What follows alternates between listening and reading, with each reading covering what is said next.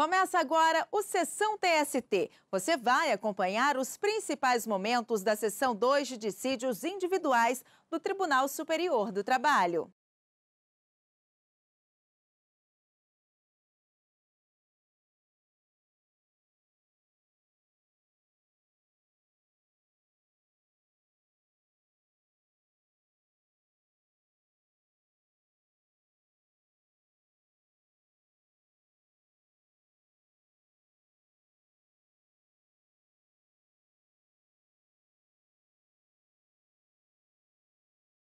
Bom dia a todos, podemos nos sentar.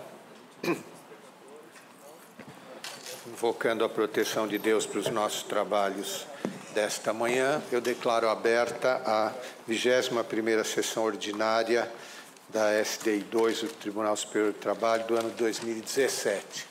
Cumprimento as senhoras e senhores ministros que a compõem, Dr. Aloysio Aldo da Silva Júnior, representante do Ministério Público, senhoras e senhores advogados aqui presentes, senhoras e senhores servidores. Então, vamos às preferências dos senhores advogados. Relator excelentíssimo, senhor ministro Alberto Bresciani, processo RO 6.604, dígito 13 de 2015, em que são partes José Felicíssimo Marques e Banco Bradesco S.A. Então, com a palavra, ilustre relator, ministro Alberto Bresciani. Senhor presidente, o processo oriundo da 15ª região.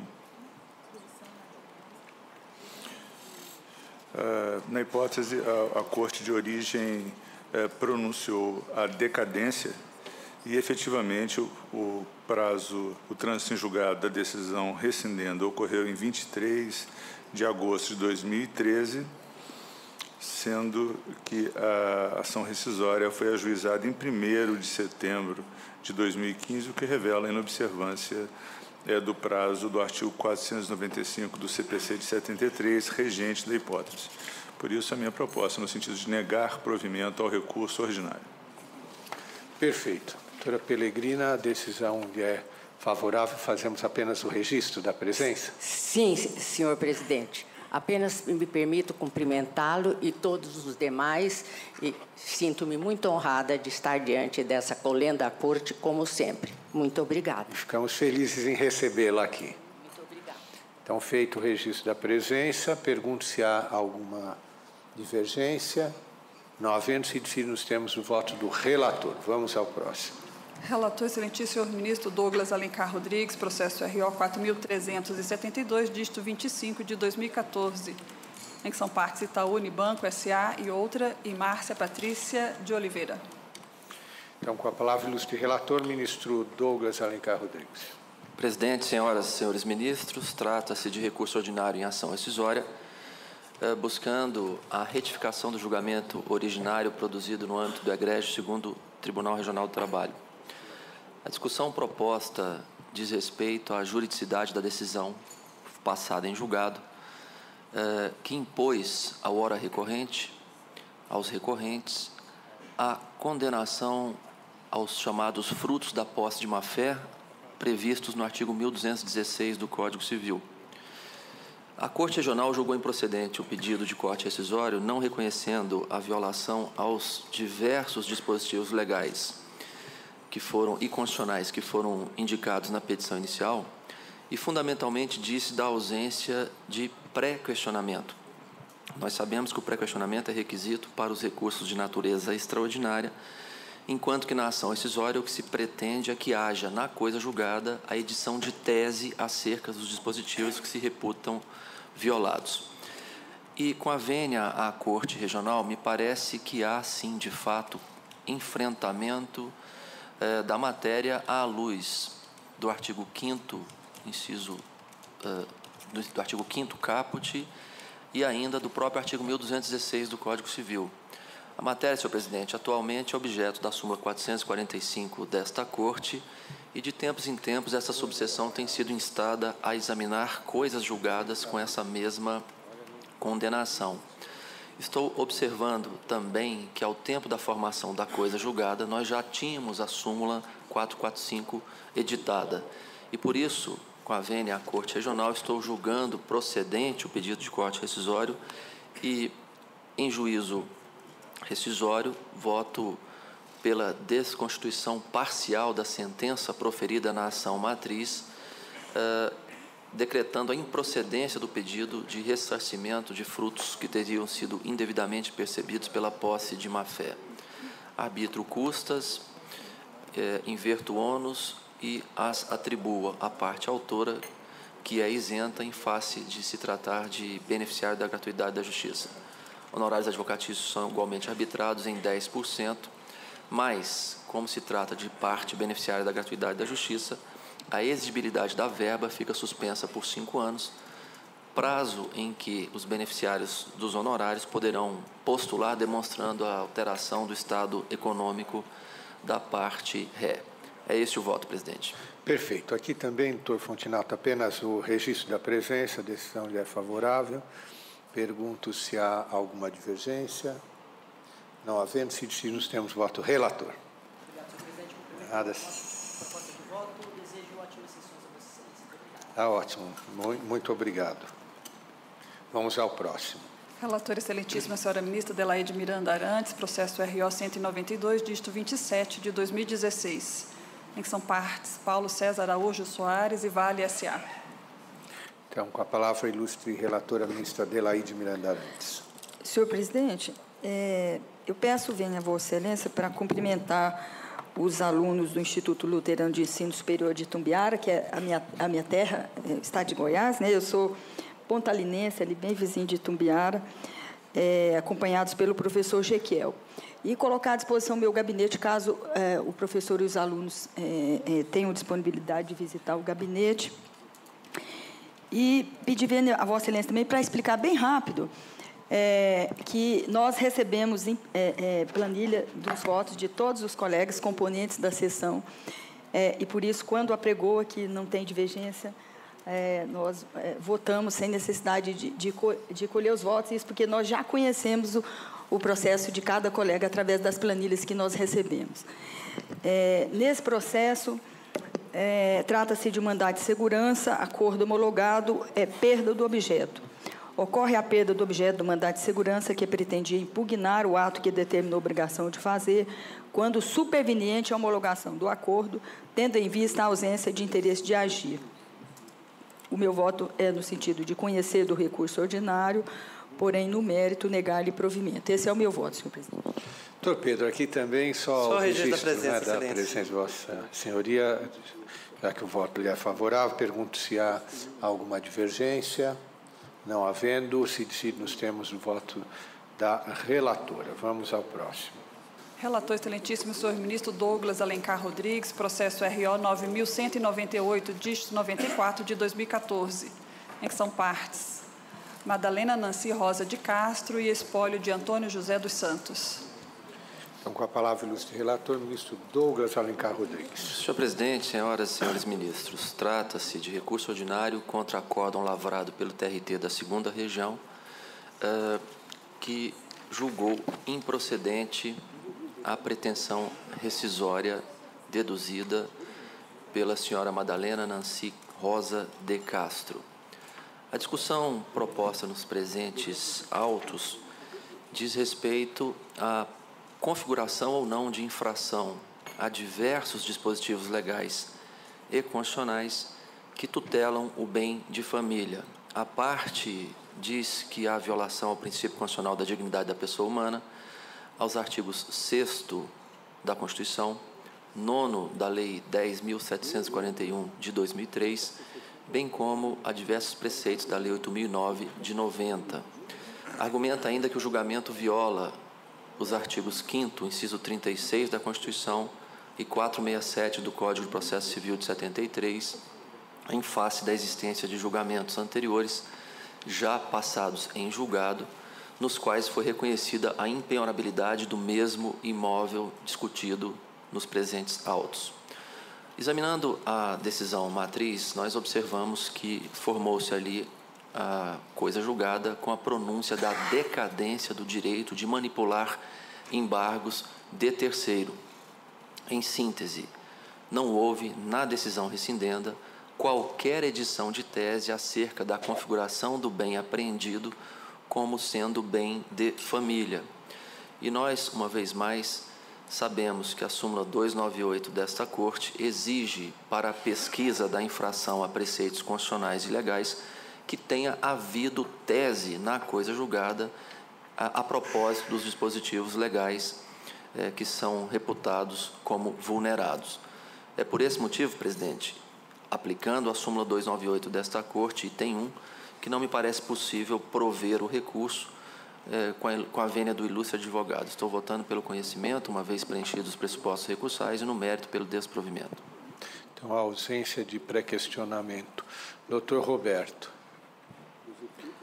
Bom dia, cumprimento... Deseja fazer uso da palavra? Gostaria, por favor. Tá, então, pelo tempo regimental, lhe é concedida. Sim, só cumprimento todos os ministros, na pessoa do presidente. Só gostaria de... Tem procuração nos autos? Sim, tem. Então, com a palavra. Sim. Gostaria só de levantar a questão da empenhorabilidade, por ser questão de ordem pública. Foi nesse sentido que nós ingressamos com a rescisória e levantar, obviamente, a questão, mais uma vez, da dignidade da pessoa humana. Trata-se de um imóvel de 2 septuagenários, quase octogenários, e que se veem, nesse momento, sob o risco de perder o único imóvel. Existem provas nos autos que se trata do único imóvel de moradia do casal. Então, vimos até aqui para tentar garantir o mínimo de dignidade de 2 septuagenários que se veem, nesse momento, no risco de perder seu único bem de família. Nesse sentido que nós pedimos provimento. Perfeito. Ministro Douglas. Senhor presidente, eu peço vênia, apesar do conteúdo dramático do debate estabelecido, nós estamos com as mãos atadas. Não nos é possível enfrentar o debate pretendido na medida em que não há tese, nós não podemos verificar a infração aos diversos preceitos legais, porque a decisão produzida, como disse, se circunscreveu a pronunciar a decadência. Tivesse a parte esgrimido violações a preceitos processuais outros que regulam a incidência ou não da decadência na hipótese, haveria campo possível para a edição de um juízo de valor pretendido em torno do acerto ou desacerto da decisão recorrida. Poderia-se esgrimir a violação do artigo 1048 do CPC de 73 ou mesmo a afronta ao artigo 5º, inciso 54 e 55 da Constituição, o que não ocorreu. Esse aspecto foi bem detalhado pelo Ministério Público no parecer emitido, que eu transcrevo, inclusive, no corpo do voto, mas ratifico com a vênia do advogado o voto inicialmente apresentado ao colegiado. Perfeito. Pergunto se há alguma divergência. Não havendo, se decide nos termos voto. Relator. Vamos ao próximo. Relatora excelentíssima, senhora ministra Maria Helena Malma, processo RO 133, dígito 53 de 2014, em que são partes Magda Elde Ferreira Quadros Alencar de Oliveira e Empresa Brasileira de Infraestrutura Aeroportuária Infraero. Então, com a palavra, ilustre relatora, ministra Maria Helena Malma. Senhor presidente, trata-se aqui de recurso ordinário em ação rescisória, proposta ainda na vigência do Código de Processo Civil 73, artigo 4855 do CPC, violação literal de lei, Infraero, incorporação de gratificação pelo sistema de progressão funcional especial, previsão em norma interna, direito adquirido, suspensão, efeitos, ausência de atendimento do pressuposto do pré-questionamento. Aqui afirma-se que a ação rescisória consiste em instrumento processual voltado à correção de vícios graves na formação da coisa julgada, jamais podendo ser utilizada como sucedâneos recursal. Em assim sendo, quando calcada no artigo 4855 do CPC de 73, deve observar os marcos jurisprudenciais das súmulas 83, 298 e 410 do TST.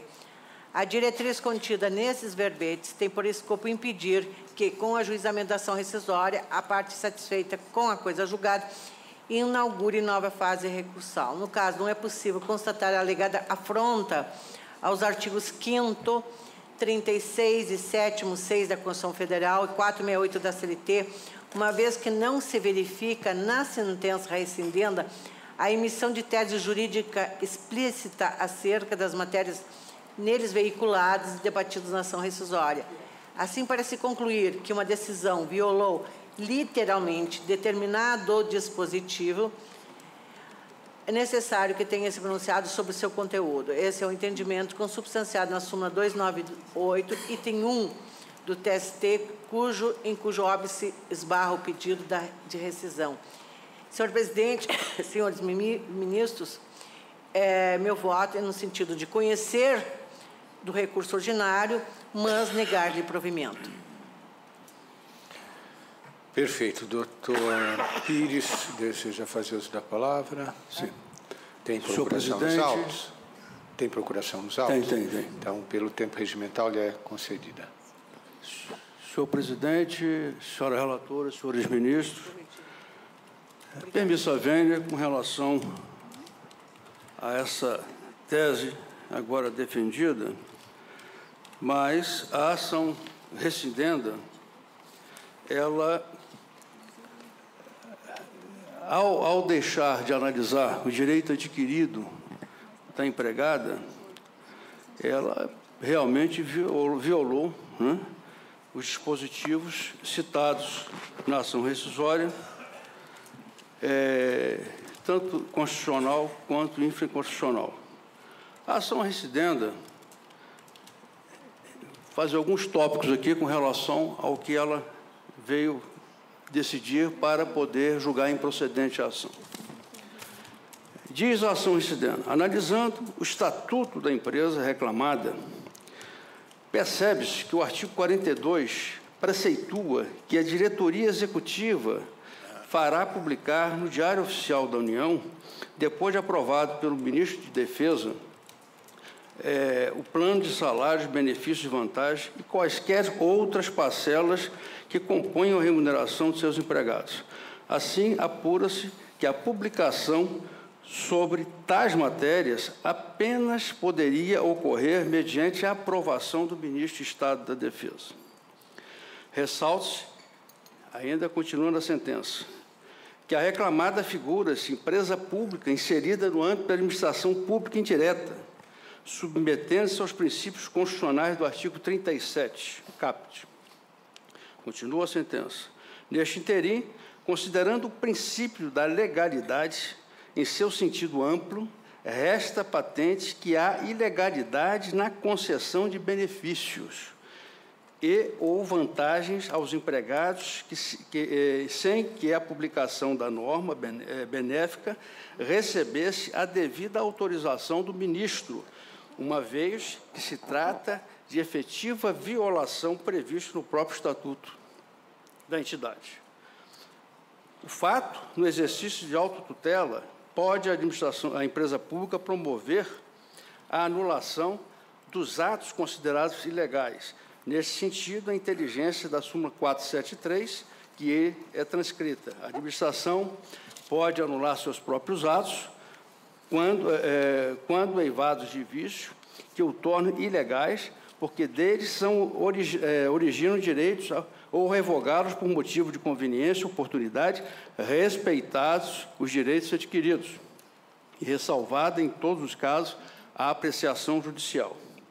Para o final, concluir a respeitável sentença rescindenda. Concessão de progressão especial na proporção de 70,26% do valor equivalente à remuneração da função de confiança de assistente 1 da Superintendência de Gestão de Contratos, inclusive para indeferir esse pedido. Senhores ministros, não podemos esquecer, embora a empresa pública tenha que observar o artigo 37 da Constituição Federal, a Infraero, como empresa pública, por ser pessoa jurídica de direito privado, instituída na forma de empresa pública, dessa forma, ao mesmo tempo em que se submete ao princípio de direito público, também se sujeita ao regime jurídico próprio das empresas privadas, consoante se depreende do artigo 173, parágrafo 1º, inciso 2 da Constituição Federal. Registre-se ainda que, quando prolatada a sentença rescindenda, já havia sido editada a súmula 51 desse colendo Tribunal Superior do Trabalho, que interpretou a disposição do artigo 468 da CLT, onde, em seu inciso 1, estabeleceu que as cláusulas regulamentares que revoguem ou alterem vantagens deferidas anteriormente só atingirão os trabalhadores admitidos após a revogação e alteração do regulamento. A reclamante, ora recorrente, ela foi admitida nos quadros da empresa em 7 de novembro de 97. Ela começou a exercer a função de confiança em 14 de setembro de 2004, até 11 de novembro de 2008, quando ocorreu a suspensão da norma por meio do ato administrativo 1789. Ela já tinha exercido função de confiança por 3 anos e 5 dias, ou seja, a norma prescrevia que o empregado tinha que, no mínimo, ficar 3 anos no exercício de função de confiança. Desta forma, é que se argue a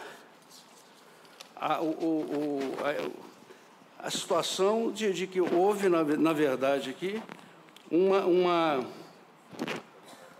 infringência às disposições do artigo 5º, inciso 36, 7º, inciso 6º da Constituição Federal, bem como com as disposições do artigo 468. O fato do regional ter alegado que teria ocorrido a possibilidade de pré-questionamento na ação na sentença rescindenda, o fato foi que a violação que se está indicando na ação rescisória, ela nasceu na própria decisão rescindenda, no momento que deixou de observar o direito adquirido da empregada. Então, portanto, na forma, nos termos, não se aplica ao caso em espécie a súmula 298, de conformidade com o que dispõe a OJ 119, que diz: é inexigível o pré-questionamento quando a violação indicada houver nascido na própria decisão recorrida. Um outro aspecto também que é bom se enfatizar, na ação rescindenda, ela diz ali que não houve publicação. Houve, sim. Inclusive, houve embargo de declaração da ação rescindenda, porque não houve pronunciamento sobre o relatório anual, o relatório de administração 2004, onde ali são registrados tudo que aconteceu na empresa durante aquele ano.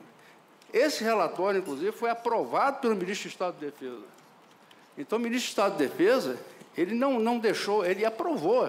No momento que ele aprovou o relatório, ele aprovou a constituição da progressão especial. Diante disso, Excelência, peço que seja reformada a decisão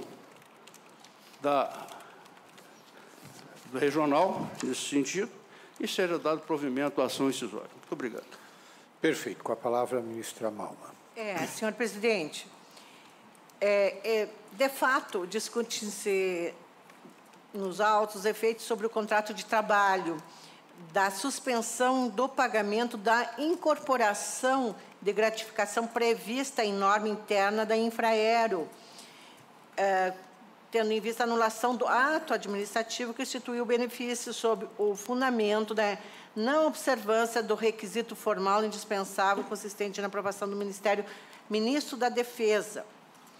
Segundo o juízo prolator da decisão rescindenda, seria válida a anulação do ato administrativo concessivo da aludida vantagem à reclamante pelo fato de a reclamada ser empresa pública, inserindo-se no âmbito da administração pública indireta e submetendo-se aos princípios constitucionais previstos no artigo 37, caput. Ocorre que o julgado rescindendo, de fato, se restringiu a examinar tal aspecto formal, sem se manifestar, porém, sob o prisma do entendimento consagrado na súmula 51, item 1 do TST, que disciplina a questão versada nesta rescisória, ou mesmo do conteúdo dos artigos 5º, 36 e 7º, e 468 da CLT apontados pela parte. Então, eu entendi, compreendi minha leitura deste processo que seria inviável alcançar a partir destes elementos de convicção a conclusão pretendida pela parte interessada em relação sugerida à violação literal das normas jurídicas que aponta, restando assim, então, comprometido o pleito rescisório. De fato, não se fala, não foi abordada a questão da súmula 51 do TST, por isso que se considerou que seria, no caso, sucedâneo de recurso. Esta é a posição expressa no voto, mas, de fato, eu fecho a questão, senhor presidente. Pergunto se há alguma divergência. Ministro Lélio, com a palavra.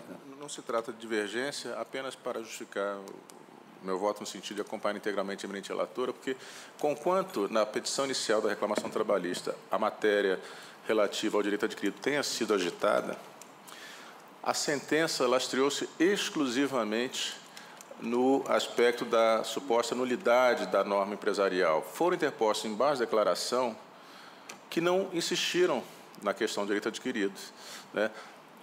Buscaram combater apenas o aspecto da nulidade.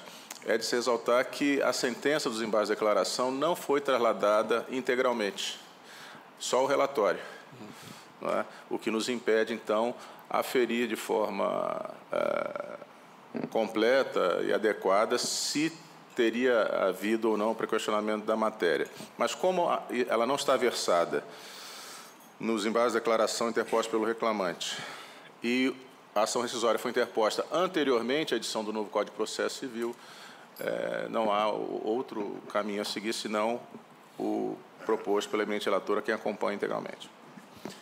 Então, proclamo que, por unanimidade, se decidiu nos termos do voto da relatora. Obrigado. Vamos ao próximo. Relator excelentíssimo, senhor ministro Vieira de Mello Filho, processo RO 7.275, dígito 36 de 2015, em que são partes Banco do Brasil S.A. e Mauro César Seco. Então, com a palavra, ilustre relator ministro Vieira de Mello Filho. Senhor presidente, senhores ministros, cuida-se de ação rescisória com pedido liminar ajuizado pelo Banco do Brasil, com foco no inciso 5º do artigo 485, pretendendo desconstituição de sentença proferida pela Vara do Trabalho de Sumaré, nos autos da reclamação trabalhista. O tribunal, por meio do acordo, negou provimento ao agravo regimental para manter a decisão monocrática, que indeferiu a petição inicial com fundamento no artigo 216.5 do Regimento Interno e extinguiu o feito sem resolução do mérito. O autor interpôs o presente recurso. Eu estou conhecendo pelos requisitos extrínsecos e, quanto ao mérito, eu estou salientando que o acórdão manteve essa decisão monocrática, indeferiu a petição inicial e extinguiu o processo com fundamento na súmula 410 e na suposta pretensão do autor de utilizar a rescisória como sucedâneo de recurso. Na minha convicção, esse entendimento evidencia erro improcedendo, pois o indeferimento da petição inicial com extinção de processo deve levar em consideração as condições da ação e o preenchimento dos pressupostos processuais à luz do Código de 73. Nesse sentido, a petição, cumprindo os requisitos do artigo 282 do CPC de 73, bem como atendendo os requisitos específicos da ação rescisória do artigo 836 da CLT e 488 do CPC de 73, entendo que estão preenchidos os requisitos. Desse modo, esses óbices elencados pelo tribunal importam em análise de mérito, não resultando na extinção do processo sem resolução do pedido, mas na improcedência dos pedidos. Eu, portanto, em síntese, eu estou dando provimento ao recurso ordinário, afasto o indeferimento da petição inicial e a extinção do processo sem resolução do mérito e determino o retorno dos autos à Corte para que prossiga na instrução do julgamento da rescisória como entender de direito. Inócuo, a meu juízo, a análise da prejudicial de mérito e decadência suscitada em contrarrazões que deverá ser também examinada pelo tribunal. Esse é o voto. Perfeito. Doutor Fabrício, apenas o registro? Excelência, com poderes, apenas o registro. Perfeito. Então, feito o registro da presença, pergunto se há alguma divergência. Não havendo, se decide nos termos do voto do relator. Vamos ao próximo. Retorno de vista regimental concedido ao excelentíssimo senhor ministro Renato de Lacerda Paiva, processo ação rescisória 13.351, dígito 93 de 2015, em que é relatora excelentíssima senhora ministra Maria Helena Malma. Excelentíssimos senhores ministros, Maria Helena Malma e Bart Levenhagen, revisor, votaram no sentido de rejeitar a preliminar de inadmissibilidade da ação rescisória suscitada na contestação, admitir a ação rescisória e, no mérito, julgá-la improcedente, cassando-se a liminar antes deferida. Não participaram do início do julgamento, excelentíssimos senhores ministros Ives Gandra, Emanuel Pereira e Lélio Bentes Corrêa. Houve sustentação oral. Ministro Renato, com a palavra, se puder fazer um relatório que nos habilite a julgar também. Pois não, senhor presidente.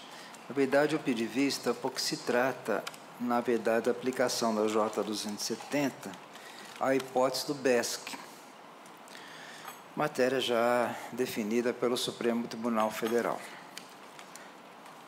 Qual é a tese do acórdão rescindendo? Aspas.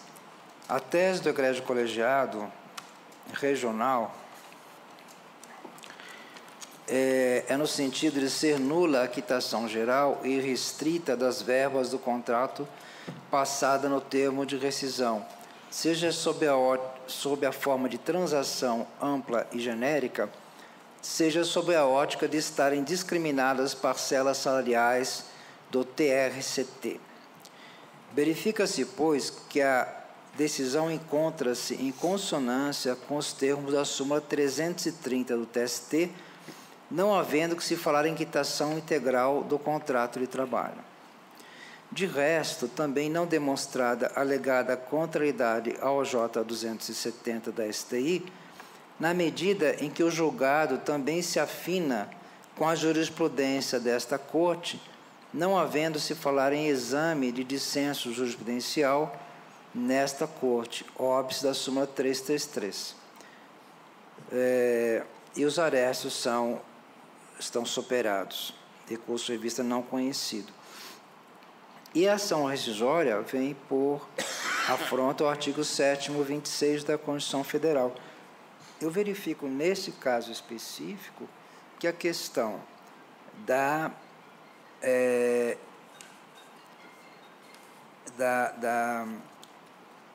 previsão em norma coletiva do PDV não foi em nenhum momento, na época, pré-questionada, não é? Ou seja, a matéria não foi analisada na turma do TST, que é objeto, cujo acordo agora é objeto de ação rescisória. Eu não tenho nenhuma tese jurídica, embora a matéria esteja pacificada no Supremo, eu não tenho, neste caso específico, nenhuma tese jurídica a respeito da negociação coletiva. É por isso que eu estou acompanhando integralmente o voto de Sua Excelência, ministra relatora. Então, como não houve nenhum voto divergente, pergunto se há alguma divergência.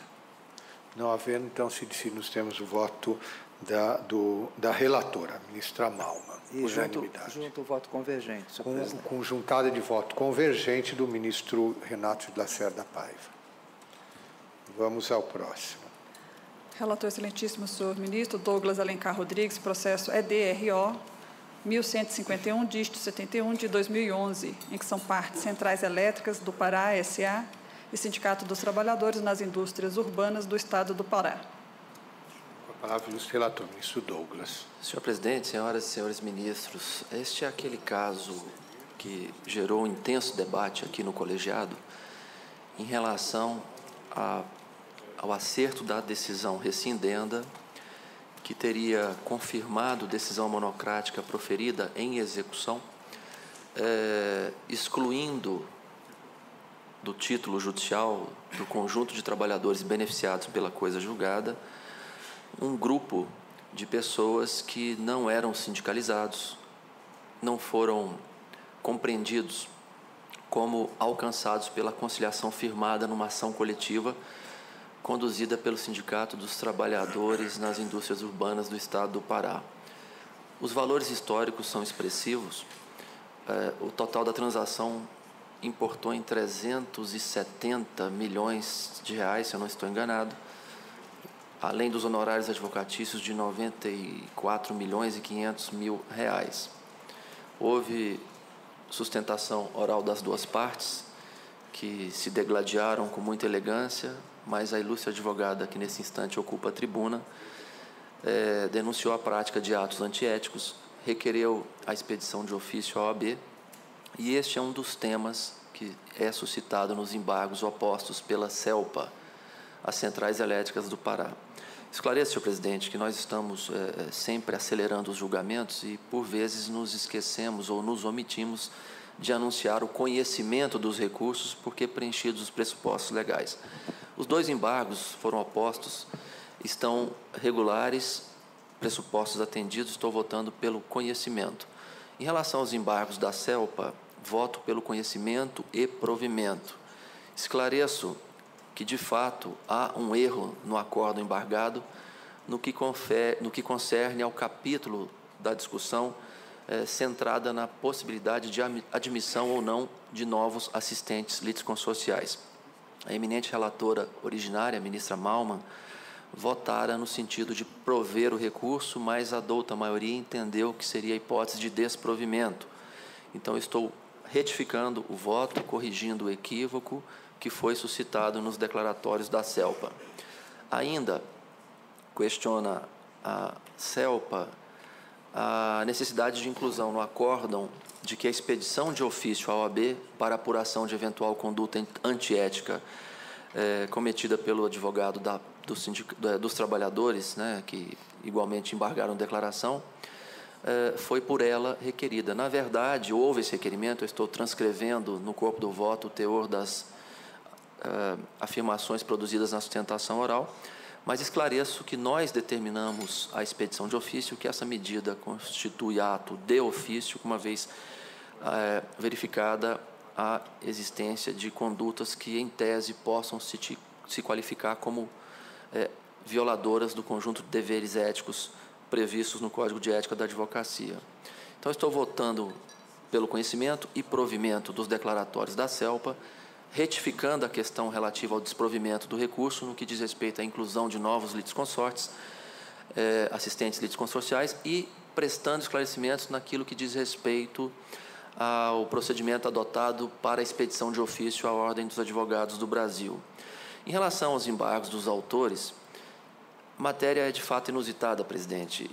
Discute-se aqui, nesses declaratórios, aspectos como a violação do princípio da transparência, da publicidade, porque durante o julgamento teria havido a interrupção da transmissão da sessão pelo sistema YouTube.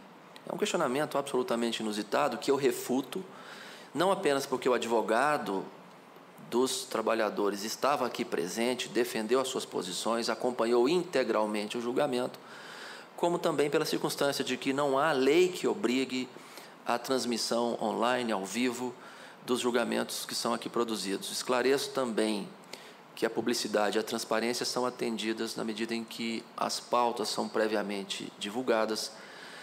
Os magistrados, os ministros dessa corte discutem amplamente as questões, consideram as alegações produzidas da tribuna, e nós não podemos confundir o insucesso no julgamento com violação a qualquer cláusula constitucional. A parte ainda questiona qual conduta antiética teria sido cometida, e eu me reservo a dizer que não nos cabe aqui julgar, tipificar ou sancionar a conduta do advogado, mas apenas em razão do tumulto processual patrocinado no feito, nos cabe remeter a questão ao exame da Ordem dos Advogados do Brasil, que é o juízo, ou o órgão, melhor dizendo, competente, entidade fiscalizadora do exercício profissional, que poderá valorar, tipificar e, eventualmente, sancionar a conduta do advogado. Então, presidente, em relação aos declaratórios dos autores, estou votando pelo conhecimento e desprovimento. Perfeito. Pergunto se há alguma divergência. Senhor presidente, eu só quero... Ministra Maria Helena Malman, com a palavra. Eu só vou pedir que fique registrado ressalva de entendimento, porque é uma questão que foi muito discutida sobre o encaminhamento de ofício para a OAB, né, e, nesse sentido, eu expus a posição no voto vencido e como tal, mantendo a minha coerência, eu vou ter que ressalvar o entendimento nos embargos de declaração da mesma forma. Perfeito. Então, os embargos... Senhor presidente, eu também ressalvo o entendimento. Tá bom. Então, os embargos são acolhidos nos termos, os da CELPA, acolhidos nos termos do voto do relator, não acolhidos dos autores, com ressalva de entendimento das ministras Maria Helena Malma e Adelaide Miranda Arantes. Então, assim se decide a unanimidade. Vamos ao próximo. Relator excelentíssimo, senhor ministro Vieira de Mello Filho, processo EDRO 10.734, dígito 07, de 2013, em que são partes Banco Safra S.A. e Márcio Alves de Souto. O ministro Vieira de Mello Filho com a palavra. Contra a decisão desta subseção, foram opostos embargos de declaração pelo autor, apontando a existência de omissão no acórdão, porquanto, consoante os estritos limites fixados no processo principal a partir da petição inicial, o transporte de valores se deu apenas com relação a título e documentos, de modo que a decisão recidenda violou o artigo 3º, caput da Lei 7.102 e 5º 2 da Constituição. Acrescenta ser inexigível, aspas, prequestionamento da matéria relativa à pronúncia da pressão de ofício, por força dos artigos 219, parágrafo 5º, do CPC de 73 e do artigo 769. Eu conheço dos embargos, porque preenchidos os requisitos extrínsecos. Quanto ao mérito, eu estou negando provimento aos embargos. Primeiro que a finalidade da declaração é aprimoramento do julgado, a integração e suprimento de possíveis omissões, não se prestando para rediscutir o tema da decisão. O acordo embargado registrou que no acórdão rescindendo constou a afirmativa de que o reclamante realizava transporte de valores e que não se admite o revolvimento de fatos e provas de processo de origem em ação rescisória calcada em violação de dispositivo de lei, na espécie, aplicação da súmula 410. Quanto à violação do artigo 219, parágrafo 5º do CPC de 73 e 5º 2 da Constituição, o acordo mencionou que não se fez alusão ao seu conteúdo, tendo inviabilizado a configuração da violação arguída. Na realidade, não houve emissão de tese jurídica a respeito do tema e não pré-questionamento, como dizem os embargantes, porque não cabe pré-questionamento em ação rescisória, daí porque não há nenhum suprimento a ser levado a efeito. Por isso que estou negando provimento aos embargos de declaração. Pergunto se há alguma divergência. Não havendo-se nos termos do voto relator. Vamos ao próximo. Retorno de vista regimental concedido ao excelentíssimo senhor ministro Renato de Lacerda Paiva, processo RO 5.343, dígito 49, de 2013. Excelentíssimos senhores ministros Douglas Alencar Rodrigues, relator, e Barros Levenhac votaram no sentido de conhecer do recurso ordinário e no mérito negar-lhe provimento e julgar improcedente o pedido deduzido na ação cautelar em apenso. Não participaram do início do julgamento, excelentíssimos senhores ministros Ives Gandra e Emanuel Pereira. Houve sustentação oral. Ministro Renato, então, também, se puder fazer um relatório breve. Senhor presidente, eu pedi vista regimental, mas neste interregno me parece que houve uma petição de acordo. Então, passaria, quem sabe, a palavra ao relator. Então, que é o ministro Douglas. Então, o ministro Douglas com a palavra. Senhor presidente, de fato, o eminente ministro Renato já anunciou o desfecho que deve ser aplicado ao caso concreto. Em face da celebração de acordo, o processo deve ser extinto sem resolução do mérito em razão da superveniente perda do interesse processual. É nesse sentido que voto pela extinção do processo e, igualmente, extinguindo o processo cautelar que está em apenso. Perfeito. Pergunto se há alguma divergência. Não havendo, então, se decide nos termos do voto relator. Vamos ao próximo. Retorno de vista regimental concedido ao excelentíssimo senhor ministro Renato de Lacerda Paiva, processo AGR, RO 6.362, dígito 25, de 2013. Excelentíssima senhora ministra relatora, Adelaide Miranda Arantes, votou no sentido de conhecer do recurso ordinário e no mérito dar-lhe provimento. para julgar procedente a ação rescisória e desconstituir em juízo rescindente o acordo proferido pela 4ª turma do TRT da 15ª e em juízo rescisório dar provimento ao agravo de petição a fim de desconstituir a penhora que recai sobre o bem do imóvel, prejudicado o exame do agravo regimental. Não participaram do início do julgamento, excelentíssimos senhores ministros Ives Gandra e Lélio Bentes Corrêa. Com a palavra o ministro Renato. Senhor presidente, o que se discute aqui é bem de família, impenhorabilidade, fiança em contrato de locação, exceção prevista no artigo 3º, inciso 7º da Lei 8.009 de 90, interpretação restritiva, ofensa caracterizada, exatamente diante da delicadeza do tema que eu pedi vista para melhor examinar. Mas estou acompanhando integralmente o voto de Sua Excelência e devo informar que já encaminhei cópia do meu voto convergente aos membros desta Corte no dia 11 de julho e peço juntada de voto convergente. Perfeito. Pergunto se há alguma divergência. Não havendo sido decidido, nós temos voto da relatora com juntada de voto convergente do ministro Renato Lacerda Paiva. Vamos ao próximo.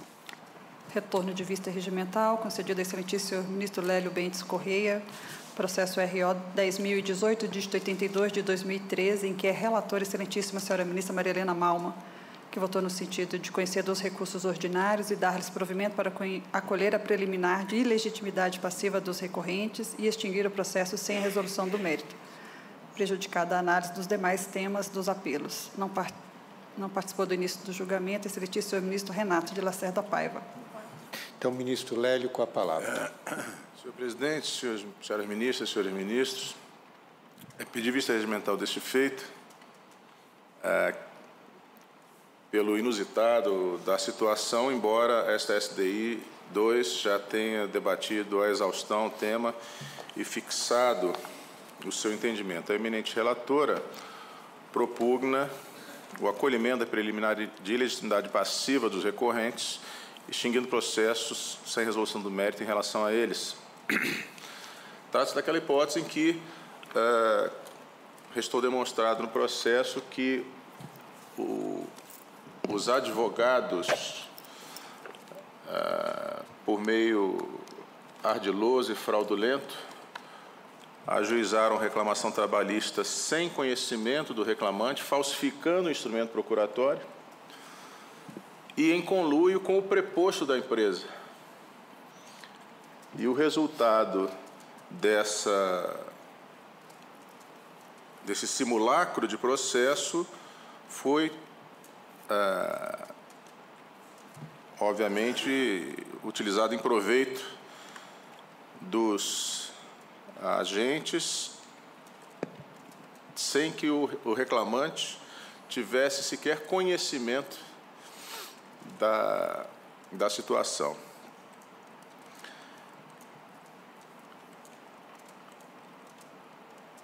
Examinando a questão, porque, de fato, o Ministério Público alega que, ao ajuizar a ação visando a desconstituir a coisa julgada, que os réus, os advogados deveriam figurar no polo passivo da ação rescisória, a fim de que a eles se pudesse imputar, inclusive, as consequências decorrentes da litigância de má-fé.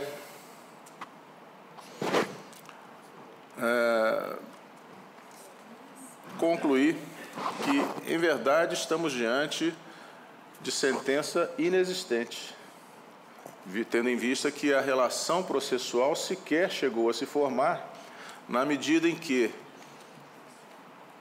o reclamante, que seria a parte com legitimidade para figurar no processo, jamais teve conhecimento da ação. A matéria seria passível, então, de questionamento mediante a querela nullitatis insanabilis, que a doutrina mais contemporânea admite possa ser versada também em sede de ação rescisória, a fim de retirar do mundo jurídico aquela sentença com aparência de coisa julgada, mas que, na verdade, não existe. O problema que me impressionou é que, formalmente, o ajuizamento da ação rescisória deve se dirigir às partes que figuram no título judicial, ou seja, reclamante e reclamado. Mas a perplexidade se dá na medida em que, a partir dessa premissa formal, haveria o risco de se impor as consequências da sucumbência na ação rescisória a quem jamais ajuizou ou se beneficiou da sentença transitada em julgado.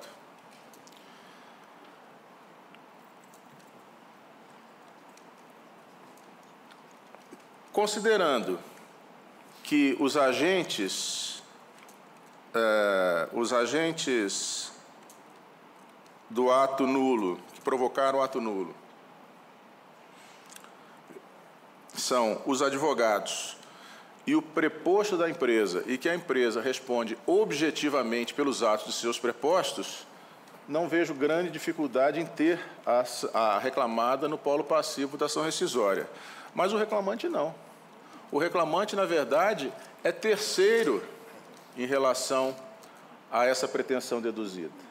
E, consequentemente, a ele não se podem imputar quaisquer encargos decorrentes da ação rescisória, sejam eles custas processuais, eventuais honorários de sucumbência, até porque a sentença proferida na ação rescisória poderá constituir a base para que esse reclamante busque, junto a quem de direito, o ressarcimento pelo dano que sofreu em seu patrimônio. Por isso, senhor presidente, senhores ministros, entendo que a ação rescisória deve ser dirigida tal como foi, deve ser dirigida tal como entende a eminente relatora, ao desfazimento da coisa julgada, figurando no polo passivo a empresa que efetivamente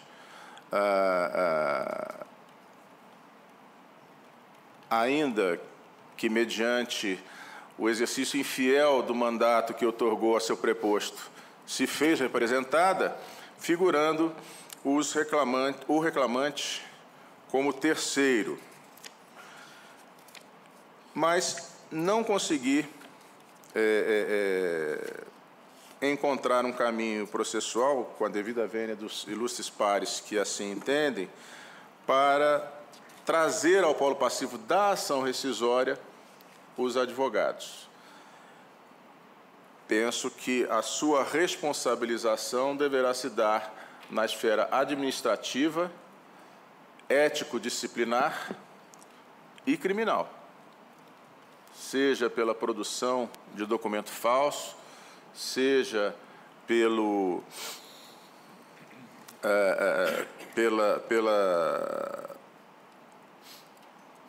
atentado à boa-fé alheia, seja pela usurpação dos direitos dos reclamantes, mas em sede de ação rescisória, seja no judicium rescindendo, seja no judício rescisório, efetivamente, assim como conclui a eminente relatora, não encontro possibilidade para trazer os advogados para o polo passivo. Lembrando que, a teor do artigo 32 da Lei 8.906, de 94, a responsabilização do advogado pelo exercício de lide temerária demanda apuração em ação própria, ação específica, não a ação rescisória, nem mesmo em sede de substituição da sentença rescindenda. E invocando ainda o artigo 14 do Código de Processo Civil de 1973, que expressamente ressalva a responsabilidade dos advogados em relação aos atos atentatórios ao exercício da jurisdição, cometendo a apuração de responsabilidade às normas e procedimentos previstos no Estatuto da OAB. Com essas brevíssimas considerações, senhor presidente, e ressaltando a sensibilidade do caso, lamentando mesmo, presidente, que essa Corte se veja diante de uma situação tão grave decorrente da conduta imprópria, inadequada de profissionais que se habilitaram perante o Estado mediante o compromisso de cumprir a Constituição da República e as leis e fazê-las cumprir, e que, lamentavelmente, num desvio ético e moral, se uniram para malversar o patrimônio alheio. Eu peço a máxima vênia aos entendimentos em sentido contra. Bom, nesse caso não há divergência, então, senhor presidente, mas há ressalvas de entendimento, considerando que a matéria já foi debatida anteriormente, e acompanho a eminente relatora, requerendo a Vossa Excelência a juntada de voto convergente ao pé do acordo. Pergunto, então, se há alguma divergência. Senhor presidente, eu acompanho o ministro Lélio, ele converge com a ressalva, né? É isso? Exatamente. Eu acompanho a ressalva do ministro Lélio. Na verdade, é um inconformismo nosso com o ordenamento jurídico não prevê alguma punição concreta para esse tipo de atitude. Não nessa esfera, não é? Mas espera-se, e o Ministério Público, que tem notícias, já tomou as medidas necessárias para que se proceda à responsabilização, inclusive criminal. A única pequena ressalva em relação ao voto da eminente relatora é que, na minha ótica, os reclamantes devem ser tratados nesse feito, o reclamante deve ser tratado em feitos dessa natureza como terceiro, né, e não como réu. Então, com ressalva, ficaria o ministro Lélio nesses termos e a ministra Adelaide também. Senhor presidente. Ministro Douglas, com a palavra. Eu tenho registrado as minhas ressalvas em todos os julgamentos vinculados a essa matéria. Gostaria que nos 3 casos de hoje, igualmente, fossem anotadas essas ressalvas. Perfeito. Também, ministro Douglas, no mesmo sentido. Eu também comungo da mesma preocupação do ministro Lélio, e foi externada aqui.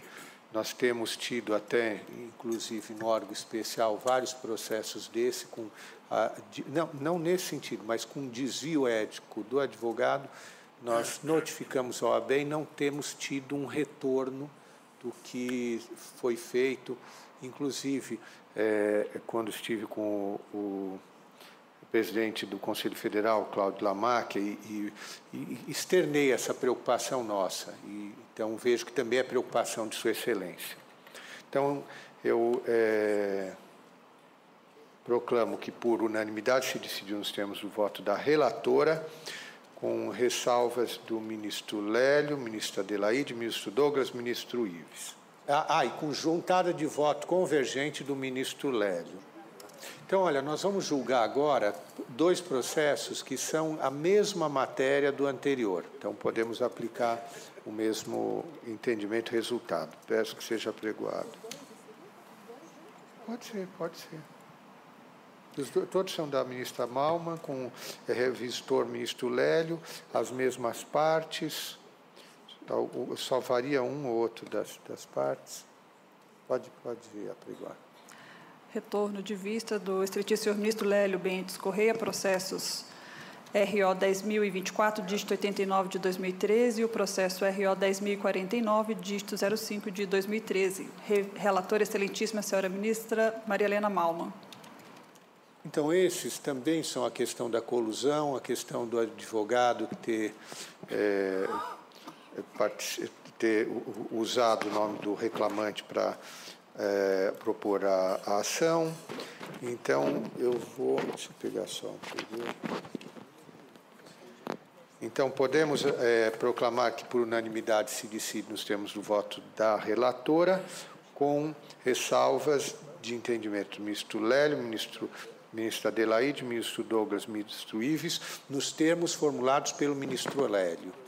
Tá? Então, vamos ao próximo. Retorno de vista regimental concedido ao excelentíssimo senhor ministro Vieira de Mello Filho, processo reexame necessário, RO 95.100, dígito 31 de 2007, em que é relator o excelentíssimo senhor ministro Douglas Alencar Rodrigues, que votou no sentido de conhecer da remessa necessária e do recurso ordinário e acolhendo a preliminar suscitada em contrarrazões e também de ofício reconhecer a ilegitimidade ativa da autora e a nulidade processual por ausência de formação do litisconsórcio passivo necessário, extinguido o processo sem resolução do mérito. Não participou do início do julgamento, excelentíssimo senhor ministro Ives Gandra. Houve sustentação. Então, com a palavra, o ministro Vieira de Mello Filho. Senhor presidente, senhores ministros, inicialmente eu agradeço ao gabinete do ministro Douglas, que fez a chamada do processo, possibilitando o julgamento da vista regimental que vem da sessão anterior. Trata-se do reexame necessário e recurso ordinário em ação rescisória. O remetente foi o Tribunal da 21ª Região, o recorrente é a União e o recorrido é o Sindicato dos Trabalhadores Federais na Previdência e Saúde do Estado do Rio Grande do Norte.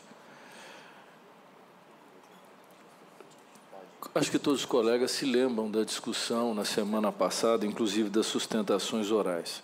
Sua Excelência, o ministro relator, em seu voto condutor, propugna pelo conhecimento da remessa necessária e do recurso ordinário e, acolhendo a preliminar suscitada em contrarrazões e também de ofício, reconheceu a ilegitimidade ativa da autora e a nulidade processual por ausência de formação do litisconsórcio passivo necessário, extinguindo o processo sem resolução de mérito na forma do artigo 267, inciso 4, CPC de 73.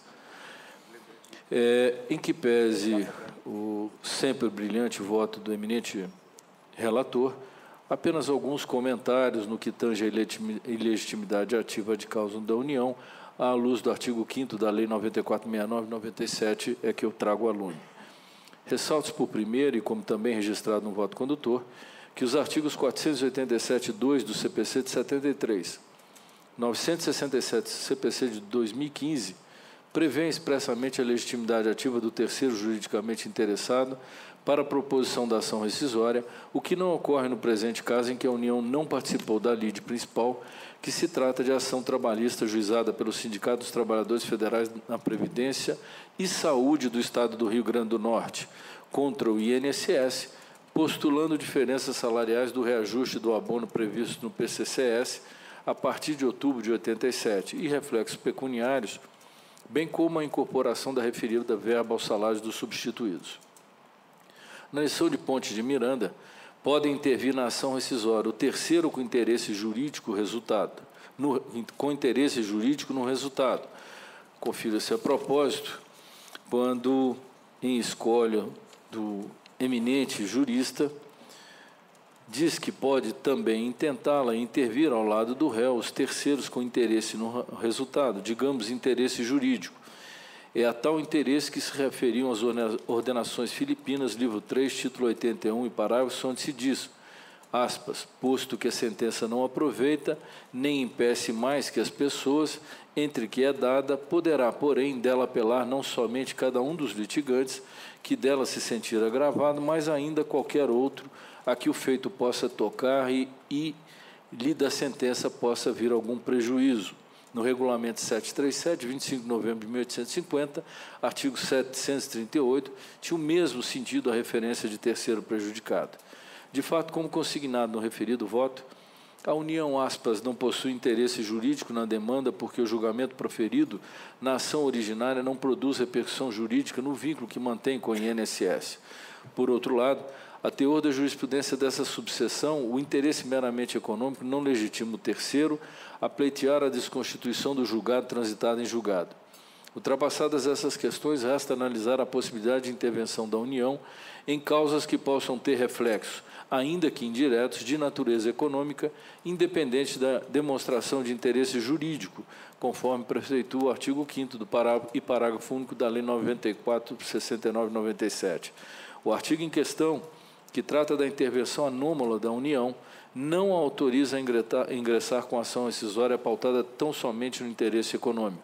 haja vista que o dispositivo apresenta regra excepcional e que admite a União atuar apenas na forma de intervenção nos processos já em curso, dispensando-a de comprovar o interesse jurídico justamente em face de tal excepcionalidade.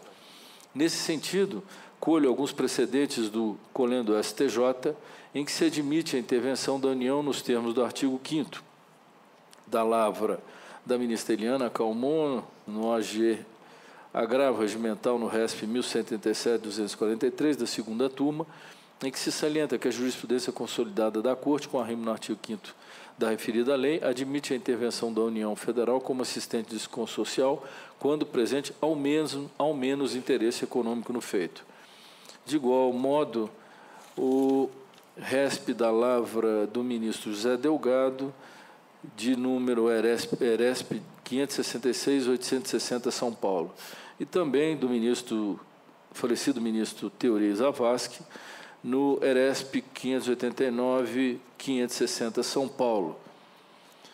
Como se vê e como registrado no voto condutor, o artigo 5º da lei não permite que a União ajuize a ação rescisória, pois somente autoriza sua intervenção em processos já em curso. Ressalte-se que o INSS já ajuizou a ação rescisória, pugnando pela rescisão dos mesmos julgados sobre os quais recai o pleito rescisório da União, no que tange à limitação dos efeitos da condenação advento da Lei 8.112 de 92. Tal processo, remessa de ofício e recurso ordinário em ação rescisória 138.600, dígito 84/2006, de relatoria do então ministro Pedro Manos, foi julgado em 20 de 11 de 2012, e o recurso ordinário foi conhecido e provido para julgar procedente a ação rescisória, desconstituindo a decisão recidenda e, em sede de juízo rescisório, limitar os efeitos financeiros da condenação a 12 de dezembro de 90, data da vigência da Lei 8.112. Esse entendimento restou sintetizado na ementa que transcrevo. Referido processo transitou em julgado em 20 de 3 de 2017. Ressalte-se que, ainda que a decisão acima referida não tenha contemplado todos os pedidos incertos na ação rescisória ajuizada pela União, que também pretendia a desconstituição do acordo proferido em agravo de petição para reconhecer, aspas, a ausência de determinação no título executivo em execução que autorize a repercussão do PCCS sobre verbas de natureza salarial, com determinação de exclusão de várias rubricas, incluindo o percentual de 84,32%, o fato é que não há como reconhecer a sua legitimidade para ajuizar rescisória pautada tão somente em interesse meramente econômico. Sendo assim, com esses fundamentos complementares, acompanho o bem lançado voto do eminente relator quanto ao reconhecimento da ilegitimidade ativa da União e, consequentemente, a extinção do processo sem resolução do mérito nos termos em que proposto pelo eminente relator. Portanto, eu estou de acordo com Sua Excelência. Perfeito. Pergunto se há alguma divergência. Não havendo, então, se nos temos do voto relator e junto a voto convergente, ministro Vieira de Mello Filho. Juntado de voto convergente. Vamos ao próximo. Retorno de vista regimental concedido à excelentíssima senhora ministra Adelaide Miranda Arantes, processo RO 195, dígito 46 de 2016, em que é relatora a excelentíssima senhora ministra Maria Helena Malma, que votou no sentido de dar provimento ao recurso ordinário para afastar da extinção do processo em face da suscitada irregularidade de representação, determinar o retorno dos autos ao TRT da 20ª Região, de forma a prosseguir no julgamento do processo como entender de direito. Não participaram do início do julgamento, excelentíssimos senhores ministros Ives Gandra e Lélio Bentes. Não houve sustentação oral. Então, com a palavra, a ministra Adelaide. Senhor presidente, senhores ministros, o pedido de vista regimental, ele foi formulado em razão de a matéria envolver a questão alusiva à representação processual em sede de mandado de segurança. A ministra relatora, em seu voto, entendeu pela validade do instrumento de mandato outorgado pela impetrante aos procuradores para atuação no mandato de segurança, uma vez que ali constam poderes gerais, além da cláusula ad judicia, para o foro em qualquer juízo, instância ou tribunal. Ressaltou que não se exige poderes específicos para a impetração do mandato de segurança, sendo vedada apenas a utilização de instrumento com poderes específicos para ajuizamento de reclamação trabalhista, isto na forma da orientação jurisprudencial 151 desta SDI 2. Esta SDI 2 já definiu, por meio da referida orientação pela impossibilidade de impetração de mandado de segurança amparado em procuração outorgada com poderes específicos para ajuizamento de reclamação trabalhista. E, do mesmo modo, resta fixado pela jurisprudência dessa subseção que, para impetração de mandado de segurança, mostra-se válida e suficiente para a caracterização da regularidade de representação processual a apresentação de procuração na qual constam todos os poderes gerais para o foro, além da cláusula ad judicia e sem a outorga de poderes específicos para o ajuizamento de reclamação trabalhista. Eu trago aqui no meu voto convergente precedentes, processo de relatoria do ministro Luiz Felipe Vieira de Mello Filho, do ministro Alberto Bresciani e um de minha lavra de 2014.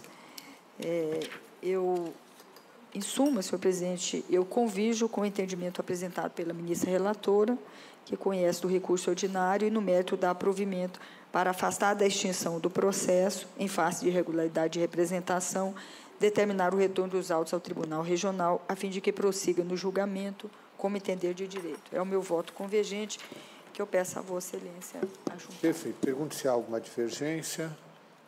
Não havendo se decidido sempre o voto da relatora, com voto juntado de voto convergente da ministra Adelaide Miranda Arantes. Então, não havendo mais processo em condições de julgamento, exatamente 10 horas e 30 minutos, mostra como a sessão segue bastante a jurisprudência e, com isso, faz com que realmente a sessão vá bem mais rápida, flua com mais rapidez. Então, agradecendo a proteção de Deus, a participação de todos, declaro encerrada a sessão. Muito obrigado.